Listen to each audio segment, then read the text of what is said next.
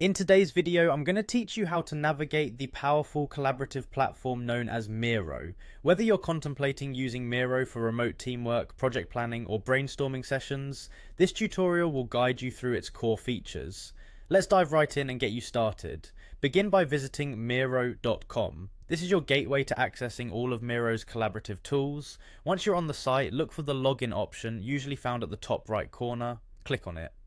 Miro makes logging in a simple process by offering the flexibility to use your email or your Google account credentials. If you're already logged in, you're ahead of the game. Once you're logged in, you'll want to continue by selecting the option to log in with the email you registered with, or alternatively proceed with your Google account. This step ensures your personalized access to all your boards and projects over the Miro platform. Next, head over to the board section. Think of a board as your blank canvas where all your creative ideas and projects will come to life. To start a new project, go ahead and click on Create New. You will see a board option. Select this to begin assembling your work on Miro. Now that you have a new board, give it a meaningful name that reflects its purpose or content. This helps in easy identification and retrieval in the future, especially if you have multiple projects running concurrently on Miro. You'll notice a plus sign button on the left side of your screen. Click it. This brings up various content options. For our example, let's create a table. The table is an excellent choice for organizing data neatly and facilitating straightforward collaborations. Select tables from the options and position it right on your board.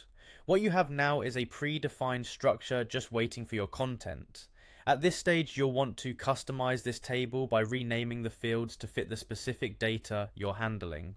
Customizing ensures the table uniquely addresses your project requirements. Once your table is all set up, the next crucial step is to share your work. Locate the share button at the upper right corner of the screen. Clicking here allows you to manage who can view and edit your board. Adjust the permissions according to your preferences, whether it's just for you, select team members, or a wider audience. When you're ready, you can click on Copy Board Link to share it directly with others, or hit Embed if you plan to integrate this board into external sites or applications.